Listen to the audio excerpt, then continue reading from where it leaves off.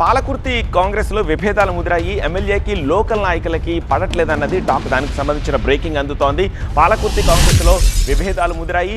దేవరొప్పుల party మీటింగ్లో రెండు వర్గాలు వార్కి దిగాయి. దేవరొప్పుల మండల మాజీ అధ్యక్షుడు పెద్ది కృష్ణమూర్తి గౌడ్ని తొలగిస్తూ నిన్న దేవరొప్పల్లో యశస్విని రెడ్డిని అడ్డగించారు పెద్ది కృష్ణమూర్తి వర్గం వాళ్ళు. ఎమ్మెల్యే యశస్విని రెడ్డి ముందే ఈ కార్యకర్తలు వాదులాటకు దిగారు, కొట్టుకున్నారు కూడా. కృష్ణమూర్తి గౌడ్ అనుచరులపై ఎమ్మెల్యే యశస్విని రెడ్డి ఫైర్ అయ్యారు. పార్టీకి వెన్నుపోటు పడిస్తే సహించేది లేదన్నారు యశస్విని రెడ్డి.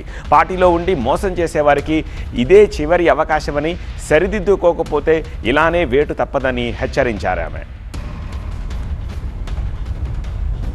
కాంగ్రెస్ పార్టీలోనే ఉంటూ కాంగ్రెస్ పార్టీకి వెన్నుపాటు ఒడిసేటోళ్ళు ఉంటే మటుకు పాలమూరు ఆడబిడ్డ సహనం అయిపోయింది.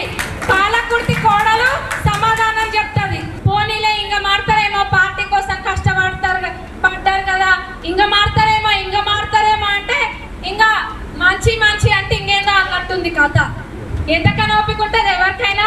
అంటే మీరు ఎట్లా పడితే అట్లా మాట్లాడుతుంటే, పార్టీకి నష్టం చేస్తుంటే, ఇక్కడ ఉన్న కాన్స్టిట్యున్సీలో ఉన్న లీడర్లకి పార్టీకి నష్టం చేస్తుంటే చూసుకుంటా కూర్చోవాలా? పార్టీ పేరు చెప్పుకొని ఉండేటోళ్ళు ఎవరైనా మేము కాంగ్రెస్ పార్టీ అని చెప్పుకొని కాంగ్రెస్ పార్టీకే వెన్నుపోటు ఓడిచేటోళ్ళు ఉంటే మనకు చివరి అవకాశం, సరిదిద్దుకోండి. ఇంతకు మించిన అవకాశం.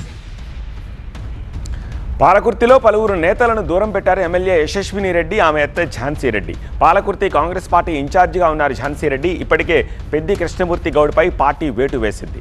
దీనిలో వీళ్ళిద్దరే కీలక పాత్ర పోషించారని దేవర్పులలో టాక్ నడుస్తోంది. మరోవైపు యశస్విని రెడ్డి గెలుపులో కీలక పాత్ర పోషించిన హనుమండ్ల తిరుపతి రెడ్డిని కూడా దూరం పెట్టారు.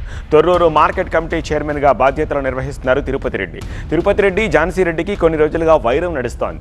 అయితే పాలకుర్తి నియోజకవర్గంలో ఈ అత్తా కోడలి రాజకీయాలు ఇప్పుడు హాట్ టాపిక్గా మారాయి.